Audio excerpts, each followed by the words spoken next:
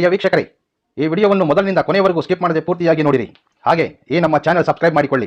ನಾವು ನಿಮಗಾಗಿ ಮಾಡುವ ಪ್ರತಿಯೊಂದು ವಿಡಿಯೋಗಳು ನಿಮಗೆ ನೋಟಿಫಿಕೇಶನ್ ಆಗಿ ದೊರೆಯಲು ಪಕ್ಕದಲ್ಲಿ ಬರುವಂತಹ ಬೆಲ್ ಐಕಾನ್ ಕ್ಲಿಕ್ ಮಾಡಿಕೊಳ್ಳಿ. ಓಂ ಶ್ರೀ ಗುರುಭ್ಯೋ ನಮಃ. ಓಂ ನಮೋ ಕಾಳಿಕಾಯೇ ನಮಃ. ವೀಕ್ಷಕರಿಗೆಲ್ಲ ಶ್ರೀ ಅಂಬಾ ಭವಾನಿ ಜ್ಯೋತಿಷ್ಯಂ ಚಾನಲ್ಗೆ ಸ್ವಾಗತ. ಅನೇಕ ದಿನಗಳಿಂದ ಬಹಳಷ್ಟು ಸಂಖ್ಯೆಯಲ್ಲಿ ಕರೆ ಬರ್ತಾ ಇರ್ತಕ್ಕಂತಹ ವಿಚಾರ ಎಂದರೆ, ವಸ್ತ್ರದಲ್ಲಿ ಮಾಡ್ತಕ್ಕಂತಹ ಯಾವುದಾದರೂ ವಶೀಕರಣ ವಿಧಾನವನ್ನು ತಿಳಿಸಿಕೊಡಿ. ತಂತ್ರ ವಿಧಾನಗಳು ಬಹಳಷ್ಟು ರೀತಿಯಲ್ಲಿ ಈಗಾಗಲೇ ತಿಳಿಸಿಕೊಟ್ಟಿದ್ದೀರಿ. ಕೆಲವೊಂದು ಉಪಾಯಗಳು ಅಥವಾ ಅವುಗಳ ವಿಧಿವಿಧಾನಗಳನ್ನು ಅನುಸರಿಸಲು ಸಾಧ್ಯವಾಗುತ್ತಿಲ್ಲ. ಸರಳವಾಗಿರ್ತಕ್ಕಂತಹ, ಯಾರ ಸಹಾಯವೂ ಇಲ್ಲದೆ, ಹೆಚ್ಚಿನ ಖರ್ಚಿಲ್ಲದೆ, ಸ್ವತಃ ನಾವೇ ನಮ್ಮ ಕೈಯಲ್ಲೇ ಮಾಡಬಹುದಾದಂತಹ ಉಪಾಯವನ್ನು ತಿಳಿಸಿಕೊಡಿ ಎಂದು ಅನೇಕರು ವಿಚಾರಣೆ ಮಾಡಿರ್ತಾರೆ. ಇಂದಿನ ಈ ಸಂಚಿಕೆಯಲ್ಲಿ ಕುಟುಂಬದಲ್ಲಿರ್ತಕ್ಕಂತಹ ಯಾವುದೇ ವ್ಯಕ್ತಿಯಾಗಲಿ, ಆ ವ್ಯಕ್ತಿಗಳು ಶಾಶ್ವತವಾಗಿ ನಿಮ್ಮ ಮಾತುಗಳನ್ನು ಕೇಳಬೇಕಾದಲ್ಲಿ, ಆ ವ್ಯಕ್ತಿಗಳು ಸದಾ ನಿಮ್ಮೊಂದಿಗೆ ಅನುಕೂಲಕರವಾಗಿ ನಡೆದುಕೊಳ್ಳಲು, ದಂಪತಿಗಳಲ್ಲಿರ್ತಕ್ಕಂತಹ ಭಿನ್ನಾಭಿಪ್ರಾಯಗಳು ದೂರವಾಗುವುದಕ್ಕೆ ಇಂದಿನ ಈ ಉಪಾಯ ಅದ್ಭುತವಾದಂತಹ ಫಲವನ್ನು, ಅದರಲ್ಲಿಯೂ ಶೀಘ್ರವಾಗಿ ಫಲ ಕೊಡ್ತಕ್ಕಂತಹ ಒಂದು ಉಪಾಯ. ಈ ಉಪಾಯವನ್ನು ಪ್ರಾರಂಭಿಸುವ ಮೊದಲು ಇಷ್ಟದೇವತೆಯನ್ನು ಪ್ರಾರ್ಥನೆ ಮಾಡಿಕೊಳ್ಳಬೇಕು ಅಥವಾ ನಿಮ್ಮ ಕುಲದೇವತೆಯನ್ನು ಪ್ರಾರ್ಥನೆ ಮಾಡಿಕೊಳ್ಳಬೇಕು. ನಾನು ನನ್ನ ಆರಾಧ್ಯ ದೈವಿಯಾದಂತಹ ಭವಾನಿ ಮಾತೆಯ ಪಾದಗಳಿಗೆ ನಮಸ್ಕರಿಸುತ್ತಾ ಇಂದಿನ ಈ ಉಪಾಯವನ್ನು ನಿಮಗೆ ತಿಳಿಸಲಿದ್ದೇನೆ. ಈ ಒಂದು ಉಪಾಯವನ್ನು ಸ್ತ್ರೀಯರು ಪ್ರಯತ್ನಿಸಬಹುದು, ಪುರುಷರು ಪ್ರಯತ್ನಿಸಬಹುದು. ಈ ಉಪಾಯಕ್ಕೆ ನೀವು ಯಾವ ವ್ಯಕ್ತಿಯನ್ನಾದರೆ ನಿಮ್ಮ ಕೈವಶ ಮಾಡಿಕೊಳ್ಳಬೇಕೆಂದು ಬಯಸಿದ್ದೀರೋ ಆ ವ್ಯಕ್ತಿಗಳು ಉಪಯೋಗಿಸಿರ್ತಕ್ಕಂತಹ ವಸ್ತ್ರವು ಬಹಳ ಮುಖ್ಯವಾಗಿರ್ತದೆ. ಈ ಒಂದು ವಶೀಕರಣ ವಿಧಾನವನ್ನು ನಾವು ಈ ದಿನ ಅವರು ತೊಟ್ಟಿರ್ತಕ್ಕಂತಹ ಅಥವಾ ಅವರು ಉಪಯೋಗಿಸಿರ್ತಕ್ಕಂತಹ ವಸ್ತ್ರದೊಂದಿಗೆ ಈ ವಶೀಕರಣ ವಿಧಾನವನ್ನು ನಿಮಗೆ ತೋರಿಸಲಿದ್ದೇನೆ. ಇಲ್ಲಿ ಕೆಲವೊಂದು ಸಂದೇಹಗಳು ಬರಬಹುದು. ಅವರು ಬಳಸಿರ್ತಕ್ಕಂತಹ ವಸ್ತ್ರಗಳು ಈಗಾಗಲೇ ವಾಶ್ ಮಾಡಿ ಇಟ್ಟಿರ್ತೇವೆ, ಅದನ್ನು ಬಳಸಬಹುದಾ? ಖಂಡಿತವಾಗಿಯೂ ಆ ವಸ್ತ್ರವನ್ನು ಆ ವ್ಯಕ್ತಿಗಳು ಬಳಸಿರಬೇಕು. ಅಂತಹ ವಸ್ತ್ರದೊಂದಿಗೆ ನೀವು ಆ ವ್ಯಕ್ತಿಯನ್ನು ಅಥವಾ ಆ ವ್ಯಕ್ತಿಯ ಮನಸ್ಸನ್ನು ಸಂಪೂರ್ಣವಾಗಿ ನಿಮ್ಮ ಕೈವಶ ಮಾಡಿಕೊಳ್ಳಬೇಕು. ಕುಟುಂಬದಲ್ಲಿರ್ತಕ್ಕಂತಹ ಯಾವುದೇ ವ್ಯಕ್ತಿ ಆಗಿರಬಹುದು, ನಿಮ್ಮ ಮಕ್ಕಳಾಗಿರಬಹುದು, ನಿಮ್ಮ ಪತಿ, ಪತ್ನಿ, ಪ್ರೇಮಿ, ಯಾರೇ ಆಗಿರಲಿ, ಆ ವ್ಯಕ್ತಿಗಳು ನಿಮ್ಮೊಂದಿಗೆ ಪ್ರೀತಿಯಿಂದ ನಡೆದುಕೊಳ್ಳಲು, ನಿಮಗೆ ಅನುಕೂಲಕರವಾಗಿ ನಡೆದುಕೊಳ್ಳಲು ಈ ಒಂದು ವಸ್ತ್ರದಿಂದ ಮಾಡ್ತಕ್ಕಂತಹ ವಿಧಾನವನ್ನು ಯಾರು ಹೆಚ್ಚಿಗೆ ವಿಚಾರಣೆ ಮಾಡಿದ್ದಾರೆ ಎಂಬುದನ್ನು ಸಹ ತಿಳಿಸಿಕೊಡ್ತೇನೆ. ಬಹಳಷ್ಟು ದಂಪತಿಗಳು ಕರೆ ಮಾಡಿದ್ದಾರೆ.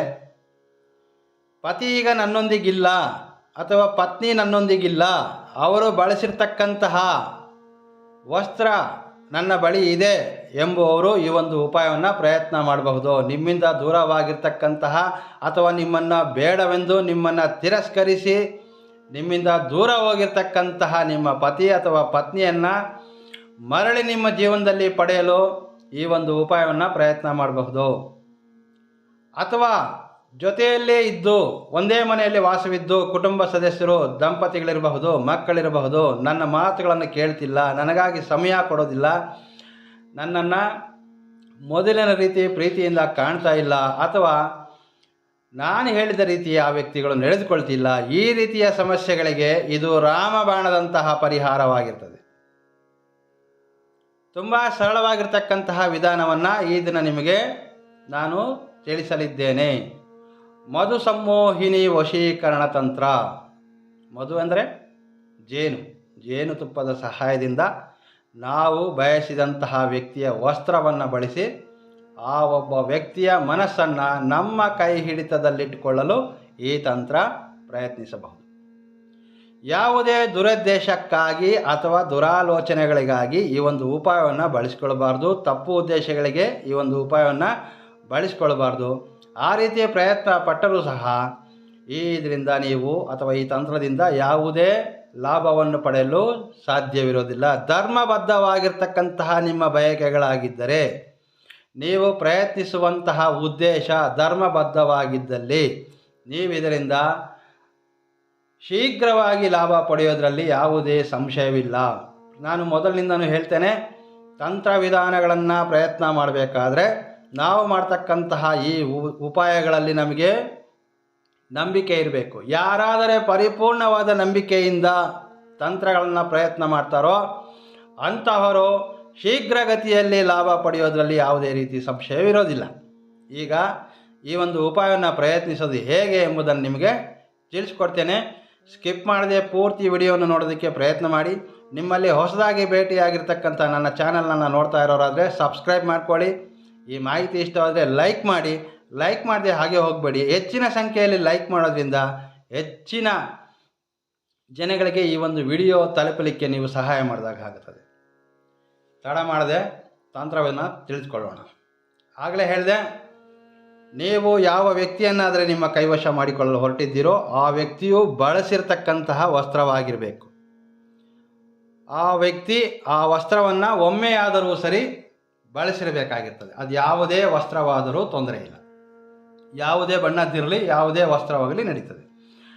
ಆ ವಸ್ತ್ರದಲ್ಲಿ ಸ್ವಲ್ಪ ಮಟ್ಟಿಗೆ ಚಿಕ್ಕದಾಗಿ ಈ ರೀತಿ ವಸ್ತ್ರವನ್ನು ಕಟ್ ಮಾಡಿಕೊಳ್ಳಿ. ತುಂಬ ದೊಡ್ಡದಾಗಿರ್ತಕ್ಕಂಥ ವಸ್ತ್ರ ಇದೆ ಅಂದರೆ ನೀವು ಅದನ್ನು ಚಿಕ್ಕ ಸೈಜಲ್ಲಿ ಅದನ್ನು ಅವರು ಬಳಸಿರ್ತಕ್ಕಂತಹ ವಸ್ತ್ರವನ್ನು ಈ ರೀತಿ ಚಿಕ್ಕದಾಗಿ ಕಟ್ ಮಾಡ್ಕೊಳ್ಬಹುದು. ಇದಕ್ಕೆ ಒಂದು ಕಪ್ಪು ಬಣ್ಣದ ಪೆನ್ನಿನ ಮುಖಾಂತರ ಅಥವಾ ಕಪ್ಪು ಬಣ್ಣದ ಒಂದು ಮಾರ್ಕರ್ ಮುಖಾಂತರ ಈ ಹಳದಿ ವಸ್ತ್ರವನ್ನು ನಾನಿಲ್ಲಿ ನಿಮಗೆ ತೋರಿಸಲಿಕ್ಕೆ ಮಾತ್ರವೇ ಬಳಸ್ತಾ ಇದ್ದೇನೆ. ಅವರು ಬಳಸಿರ್ತಕ್ಕಂತಹ ವಸ್ತ್ರದ ಮೇಲ್ಭಾಗದಲ್ಲಿ, ಇದರ ಮಧ್ಯಭಾಗದಲ್ಲಿ ಆ ವ್ಯಕ್ತಿಯ ಹೆಸರನ್ನು 3 ಬಾರಿ ಬರೆಯಬೇಕು. ಯಾವುದೇ ಮಂತ್ರವನ್ನು ಈ ವಸ್ತ್ರದ ಮೇಲೆ ಬರೆಯಬಾರ್ದು. ವ್ಯಕ್ತಿಯ ಹೆಸರನ್ನು ಮಾತ್ರ 3 ಬಾರಿ ಬರೆಯಬೇಕಾಗಿರ್ತದೆ. ಕಪ್ಪು ಬಣ್ಣದ್ದೇ ಪೆನ್ ಆಗಿರಬೇಕು ಅಥವಾ ಮಾರ್ಕರ್ ಆದರೂ ಸರಿ, ಕಪ್ಪು ಬಣ್ಣದ್ದಾಗಿರಬೇಕು. ವಸ್ತ್ರದಲ್ಲಿ ಕೇವಲ 3 ಬಾರಿ ಮಾತ್ರ ನಾವು ಆ ವ್ಯಕ್ತಿಯ ಹೆಸರನ್ನು ಈ ರೀತಿ ಬರೀಬೇಕು. ನಂತರ ಏನು ಮಾಡಬೇಕಂದ್ರೆ ನೋಡಿ, ಗಂಧಿಗೆ ಅಂಗಡಿಗಳಲ್ಲಿ ಭಾಳಷ್ಟು ಜನ, ನಾನು ಇದರ ಹಿಂದಿನ ವಿಡಿಯೋಗಳಲ್ಲೂ ಭಾಳಷ್ಟು ಹೇಳಿದ್ದೇನೆ, ಬಿಳಿ ಸಾಸಿವೆಯಲ್ಲಿ ತಾಂತ್ರಿಕ ವಿಧಾನಗಳಲ್ಲಿ ಬಿಳಿ ಸಾಸಿವೆಗೆ ಅದರದೇ ಆದಂತಹ ಮಹತ್ವ ಇರ್ತದೆ. ಗ್ರಂಥಿಗೆ ಅಂಗಡಿಗಳಲ್ಲಿ ಅಥವಾ ಪೂಜಾ ಸ್ಟೋರಲ್ಲಿ ನಿಮಗೆ ಸುಲಭವಾಗಿ ಸಿಗುತ್ತೆ. ಮನೇಲಿ ತಂದಿಟ್ಕೊಳ್ಳಿ. ಬಹಳಷ್ಟು ತಂತ್ರ ವಿಧಾನಗಳಿಗೆ ಬಿಳಿ ಸಾಸಿವೆ ಅನುಕೂಲ ಆಗುತ್ತೆ. ನಿಮ್ಮ ಹತ್ರ ಇದ್ದರೆ ನಾನು ಮುಂದಿನ ವಿಡಿಯೋಗಳಲ್ಲಾಗಿರಬಹುದು ಅಥವಾ ಈ ಹಿಂದೆ ತಿಳಿಸಿರ್ತಕ್ಕಂತಹ ವಿಧಾನಗಳಲ್ಲಿ ಬಿಳಿ ಸಾಸಿವೆಯನ್ನು ಬಳಸಬಹುದು. ಈಗ ನಾವು ಈ ಒಂದು ಉಪಾಯದಲ್ಲಿ ಸಹ ನಾವು ಸ್ವಲ್ಪ ಮಟ್ಟಿಗೆ ಬಿಳಿ ಸಾಸಿವೆಯನ್ನು ತೆಗೆದುಕೊಳ್ತಾ ಇದ್ದೀವಿ. ಈ ವಸ್ತ್ರದ ಮೇಲ್ಭಾಗದಲ್ಲಿ ಬಿಳಿ ಸಾಸಿವೆಯನ್ನು ಸ್ವಲ್ಪ ಇಟ್ಕೊಳ್ತಾ ಇದ್ದೀವಿ. ಅವರು ಬಳಸಿರ್ತಕ್ಕಂತಹ ವಸ್ತ್ರ ಆಗಿರಬೇಕು. ವಸ್ತ್ರದ ಮೇಲೆ ಆ ವ್ಯಕ್ತಿಯ ಹೆಸರನ್ನು 3 ಟೈಮ್ಸ್ ಅಂದರೆ 3 ಬಾರಿ ಬರೀಬೇಕು. ಸ್ವಲ್ಪ ಮಟ್ಟಿಗೆ ಬಿಳಿ ಸಾಸಿವೆಯನ್ನು ನಾವು ಆ ವಸ್ತ್ರದ ಮೇಲ್ಭಾಗದಲ್ಲಿ ಇಟ್ಕೊಳ್ಬೇಕು. ಹಾಗೆ ಈಗ ನಾವೇನು ಮಾಡಬೇಕು, ಈ ಬಿಳಿ ಸಾಸಿವೆನ ಅವರು ಬಳಸಿರ್ತಕ್ಕಂತಹ ವಸ್ತ್ರವೇನಿದೆ ಅದರಿಂದ ಒಂದು ಗಂಟನ್ನಾಗಿ ಮಾಡಿಕೊಳ್ಳೋಣ. ನೋಡಿ, ತುಂಬ ಸುಲಭವಾಗಿರ್ತಕ್ಕಂತಹ ಉಪಾಯವನ್ನು ನಾನೀಗ ನಿಮಗೆ ತೋರಿಸ್ತಾ ಇದ್ದೇನೆ. ಚಿಕ್ಕದಾಗಿರ್ತಕ್ಕಂತಹ ವಸ್ತ್ರ ಆದರೂ ಸರಿ, ಅವರು ಬಳಸಿರ್ತಕ್ಕಂಥ ಒಂದು ಹ್ಯಾಂಡ್ ಕರ್ಚೀಫ್ ಆದರೂ ಸರಿ, ಅಥವಾ ಅವರು ಉಡುಗೆಗಳಾದರೂ ಸರಿ, ಯಾವುದೇ ಉಡುಪು ಅವರು ಉಪಯೋಗಿರ್ತಕ್ಕಂತಹ ಉಡುಪನ್ನು ತೆಗೆದುಕೊಳ್ಬೇಕು. ಈ ರೀತಿ ಒಂದು ಗಂಟನ್ನು ಮಾಡಿಕೊಂಡ್ರೆ ಸಾಕು. ನಾನಿಲ್ಲೇನು ಮಾಡ್ತೇನೆ, ದಾರದಲ್ಲಿಯೂ ಸಹ ಸ್ವಲ್ಪ ಗಂಟನ್ನಾಗಿ ಮಾಡಿಕೊಳ್ತೇನೆ. ದಾರದವೇನು ಅಗತ್ಯ ಇಲ್ಲ, ಈಗ ಆಲ್ರೆಡಿ ಇದು ಗಂಟು ಆಗಿದೆ. ಆದರೂ ಸರಿ, ನಾನು ಇದರಲ್ಲಿರ್ತಕ್ಕಂತಹ ಬಿಳಿ ಸಾಸಿವೆ ಹೊರಗಡೆ ಬರಬಾರ್ದು ಅಂಥೇಳಿ ದಾರದ ಸಹಾಯದಿಂದ ಈ ರೀತಿ ಒಂದು ಗಂಟನ್ನಾಗಿ ಸುತ್ತಕೊಳ್ತೇನೆ. ನಿಮ್ಮ ಹತ್ರ ದಾರ ಇದ್ದರೆ ನೀವು ಸಾರಿ ಈ ರೀತಿ ಒಂದು ಗಂಟನ್ನಾಗಿ ಮಾಡಿಕೊಳ್ಬಹುದು. ನಂತರ ಏನು ಮಾಡಬೇಕು, ಮಧು ಸಂಮೋಹಿನಿ, ಮಧು ಅಂದರೆ ಜೇನಿನ ತುಪ್ಪ ನಮಗೆ ಅಗತ್ಯವಾಗಿರ್ತದೆ. ನಾನಿಲ್ಲಿ ತಾಮ್ರದ ಪಾತ್ರೆಯನ್ನು ಬಳಸಿದ್ದೇನೆ. ತಾಮ್ರದ ಪಾತ್ರೆಯಲ್ಲಿ ನಾವು ಈಗಾಗಲೇ ಜೇನುತುಪ್ಪವನ್ನು ಸ್ವಲ್ಪ ಮಟ್ಟಿಗೆ ಹಾಕಿಟ್ಟಿದ್ದೇವೆ. ಈಗ ಏನು ಮಾಡಬೇಕು, ಈ ಒಂದು ವಸ್ತ್ರವನ್ನು ಕೈಯಲ್ಲಿಡಿದು ಈ ತಂತ್ರಕ್ಕೆ ಸಂಬಂಧಿಸಿದಂತಹ ಒಂದು ಮಂತ್ರವನ್ನು ಜಪಿಸಬೇಕಾಗಿರ್ತದೆ. ಮಂತ್ರ ಯಾವುದು ಅಂತಂದರೆ, ದೇವದೇವ ಗಣಾಧ್ಯಕ್ಷ ಸುರಾಸುರ ನಮಸ್ಕೃತ ಅಮುಖಂ ಮಹಾವಶ್ಯಂ ಯಮಜ್ಜೀವಂ ಕುರುಪ್ರಭೋ. ಮಂತ್ರವನ್ನು ಇನ್ನೊಮ್ಮೆ ಹೇಳ್ತೇನೆ. ದೇವದೇವ ಗಣಾಧ್ಯಕ್ಷ ಸುರ ನಮಸ್ಕೃತ ಅಮುಕಂ ಮಹಾವಶ್ಯಂ ಯವಜ್ಜೀವಂ ಕುರು ಪ್ರಭೋ. ಮಂತ್ರವನ್ನು ನಾನು ಡಿಸ್ಪ್ಲೇಯಲ್ಲಿ ಸಹ ಹಾಕಿ ತೋರಿಸ್ತೇನೆ. ಮಂತ್ರವನ್ನು ನೀವು ಈ ಒಂದು ಗಂಟನ ಕೈಯಲ್ಲಿ ಹಿಡಿದು 108 ಬಾರಿ ಈ ಒಂದು ಮಂತ್ರವನ್ನು ಜಪ ಮಾಡಬೇಕಾಗುತ್ತದೆ. ಮಂತ್ರವನ್ನು ಜಪಿಸುವಾಗ ಈ ಮಂತ್ರದ ಮಧ್ಯದಲ್ಲಿರ್ತಕ್ಕಂತಹ ಅಮುಕಂ ಎಂಬ ಪದವನ್ನು ಜಪಿಸಬಾರ್ದು. ಅಮುಕಂ ಎಂಬ ಪದದ ಬದಲಿಗೆ ಈ ಒಂದು ವಸ್ತ್ರದಲ್ಲಿ ಯಾರ ಹೆಸರನ್ನು ನೀವು ಬರೆದಿದ್ದೀರಿ ಆ ಮಂತ್ರದ ಮಧ್ಯಭಾಗದಲ್ಲಿ ಅಮುಕಂ ಎಂಬ ಪದವನ್ನು ತೆಗೆದು ಆ ವ್ಯಕ್ತಿಯ ಹೆಸರನ್ನು ಸೇರಿಸಿ ನೀವು ಈ ಮಂತ್ರವನ್ನು 108 ಬಾರಿ ಜಪಿಸಬೇಕಾಗಿರ್ತದೆ. 108 ಬಾರಿ ಮಂತ್ರ ಜಪಿಸುವಾಗಿಯೂ ಸಹ ಈ ಒಂದು ಗಂಟು ಏನು ಮಾಡಿದ್ದೇವೆ ನಾವು ಇದು ನಿಮ್ಮ ಬಲಗೈಯಲ್ಲಿ ಇಟ್ಕೊಂಡು ಈ ಮಂತ್ರವನ್ನು ಜಪಿಸಬೇಕಾಗಿರ್ತದೆ. ನಂತರ ಏನು ಮಾಡಬಹುದು, ಈ ಗಂಟನ್ನು ನಾವು ಇಲ್ಲಿರ್ತಕ್ಕಂತಹ ಜೇನು ಒಂದು ಪಾತ್ರೆಯಲ್ಲಿ ಸ್ವಲ್ಪ ಜೇನುತುಪ್ಪವನ್ನು ತೆಗೆದುಕೊಂಡಿದ್ದೇವೆ, ಇದರಲ್ಲಿ ನಾವು ನೆನೆಸಿಡ್ತೇವೆ. ಈ ರೀತಿ ಇದು ಪೂರ್ತಿ ವಸ್ತ್ರ ನಾವೇನು ಗಂಟು ಮಾಡಿದ್ದೇವೆ ಇದೆಲ್ಲವೂ ನಾವು ಜೇನುತುಪ್ಪದಲ್ಲಿ ಈ ರೀತಿ ನೆನೆಸಿಡಬೇಕು. ನಂತರ ಏನು ಮಾಡಬೇಕು, 3 ದಿನಗಳ ಸಮಯ 3 ದಿನಗಳ ಕಾಲ ನಾವು ಈ ಜೇನುತುಪ್ಪದಲ್ಲಿ ಈ ಒಂದು ವಸ್ತ್ರವನ್ನು ಇಟ್ಟಿರಬೇಕು. ಈ ತಂತ್ರ ಮಾಡಿದಂತಹ ದಿನದಿಂದ 3 ರಾತ್ರಿಗಳ ಕಾಲ ಅಂತ ಇಟ್ಕೊಳ್ಳಿ. ನೀವು ಈ ಒಂದು ಉಪಾಯವನ್ನು ಯಾವುದೇ ಸಮಯದಲ್ಲಾದರೂ ಪ್ರಯತ್ನ ಮಾಡಬಹುದು. ಯಾವ ದಿನಗಳಲ್ಲಿ ಮಾಡಬೇಕು ಅನ್ನೋದನ್ನು ನಾನು ಮುಂದೆ ತಿಳಿಸ್ಕೊಡ್ತೇನೆ. ಈ ಒಂದು ಉಪಾಯವನ್ನು ಪ್ರಯತ್ನ ಪಟ್ಟಂತಹ 3 ರಾತ್ರಿಗಳು ಈ ಒಂದು ಗಂಟು ಈ ರೀತಿ ಜೇನುತುಪ್ಪದಲ್ಲೇ ಇರಬೇಕು. ಈಗ ಈ ಒಂದು ಜೇನುತುಪ್ಪಕ್ಕೆ ಇರುವೆಗಳು ಬರ್ತಕ್ಕಂತಹ ಸಮಸ್ಯೆ ಇರುತ್ತೆ. ಸೊ ಏನು ಮಾಡಬಹುದು ಅಂದರೆ ಒಂದು ಸಣ್ಣ ಪಾತ್ರೆಯಲ್ಲಿ ಚಿಕ್ಕದಾಗಿರ್ತಕ್ಕಂಥ ಒಂದು ಪ್ಲೇಟ್ ತೆಗೆದುಕೊಳ್ಳಿ, ಅದರಲ್ಲಿ ಸ್ವಲ್ಪ ನೀರು ತುಂಬಿ ಅದರ ಮಧ್ಯಭಾಗದಲ್ಲಿ ನಾವು ಈ ಪಾತ್ರೆಯನ್ನು ಇರಿಸಬಹುದು. ಜೇನಲ್ಲಿ ಇದನ್ನು ನಾವು 3 ದಿನಗಳ ಮಟ್ಟಿಗೆ ಇಟ್ಟಿರಬೇಕು. 3 ದಿನಗಳ ನಂತರ ಅಂದರೆ 3 ರಾತ್ರಿಗಳ ಕಾಲ ಕಂಪ್ಲೀಟ್ ಆಗಬೇಕು. ಇದಾದ ನಂತರ ಏನು ಮಾಡಬೇಕಂದ್ರೆ ಇದರಲ್ಲಿರ್ತಕ್ಕಂತಹ ಗಂಟನ್ನು ನಾವು 3 ದಿನಗಳ ನಂತರ ಹೊರಗಡೆ ತೆಗಿಬಹುದು. ಎಲ್ಲಿಡಬಹುದು 3 ದಿನಗಳ ಕಾಲ, ಯಾವ ಸ್ಥಳದಲ್ಲಿ ಇಡಬೇಕು, ಈ ರೀತಿ ಸಂದೇಹಗಳು ಬರಬಹುದು. ಈ ಒಂದು ಗಂಟು ಏನಿದೆ ನಾವು ಇಲ್ಲಿ ಜೇನಲ್ಲಿಟ್ಟಿರ್ತಕ್ಕಂತಹ ಈ ಪಾತ್ರೆ ಮನೆಯಲ್ಲಿ ಯಾರ ಕಣ್ಣಿಗೂ ಕಾಣಿಸದೇ ಇರುವಂಥ ಸ್ಥಳದಲ್ಲಿ ಯಾವುದೇ ಸ್ಥಳದಲ್ಲಾದರೂ ಇಡಬಹುದು. ಯಾರು ಇದನ್ನು ಗಮನಿಸಬಾರ್ದು, ಇದು ಎಚ್ಚರಿಕೆಯಿಂದ ಇರಬೇಕು. ಹಾಗೆ ನಂತರ ಏನು ಮಾಡಬಹುದು ಅಂದರೆ ನಾವು ಈಗ ತೆಗೆದುಕೊಂಡಿರ್ತಕ್ಕಂತಹ ಈ ಒಂದು ಗಂಟನ್ನು ಏನಿದೆ ಇದನ್ನು ಸಂಪೂರ್ಣವಾಗಿ ನಾವು ಸುಡಬೇಕಾಗುತ್ತದೆ. ಅಂದರೆ ಅಗ್ನಿಗೆ ಆಹುತಿ ಮಾಡಬೇಕು. ಈ ರೀತಿ ಒಂದು ಸಣ್ಣ ಪ್ಲೇಟ್ ಇಟ್ಕೊಳ್ಳಿ. ಇದೇ ರೀತಿ ಅನ್ನೋದೇನಿಲ್ಲ, ನೀವು ಯಾವುದಾದ್ರೂ ಒಂದು ಪ್ಲೇಟನ್ನು ಬಳಸಬಹುದು. ಈ ರೀತಿ ಇಟ್ಕೊಂಡು ಇದನ್ನು ನಾವು ದೀಪದ ರೀತಿಯಲ್ಲಿ ಯಾವ ರೀತಿ ನಾವು ದೀಪವನ್ನು ಹಚ್ಚುತ್ತೇವೆ ಇದರಲ್ಲಿರ್ತಕ್ಕಂತಹ ವಸ್ತ್ರ, ಅದರಲ್ಲಿರ್ತಕ್ಕಂತಹ ಬಿಳಿ ಸಾಸಿವೆ ಇವೆಲ್ಲವೂ ಸುಡಬೇಕಾಗಿರ್ತದೆ. ಮನೆಯಿಂದ ಹೊರಗಡೆ ಬನ್ನಿ. ನಿಮ್ಮ ಮನೆಯಿಂದ ಹೊರಭಾಗಕ್ಕೆ ಬಂದು ಯಾವುದೇ ಸ್ಥಳದಲ್ಲಾದರೂ ಮನೆಯ ಮುಂಭಾಗದಲ್ಲಿ ಯಾವುದೇ ಒಂದು ಸೈಡಲ್ಲಿ ಮನೆಯಿಂದ ಹೊರಗಡೆ ಬಂದು ತೆಗೆದುಕೊಂಡು ಬಂದು ಇದನ್ನು ನಾವು ಅಗ್ನಿ ಆಹುತಿ ಮಾಡ್ತೇವೆ. ಸಂಪೂರ್ಣವಾಗಿ ಈ ರೀತಿ ಈಗ ಇದನ್ನು ಸುಡಬೇಕಾಗಿರ್ತದೆ. ತುಂಬ ಸರಳವಾಗಿರ್ತಕ್ಕಂತಹ ಉಪಾಯ, ಯಾರು ಬೇಕಾದರೂ ಈ ಉಪಾಯನ ಪ್ರಯತ್ನ ಮಾಡಬಹುದು.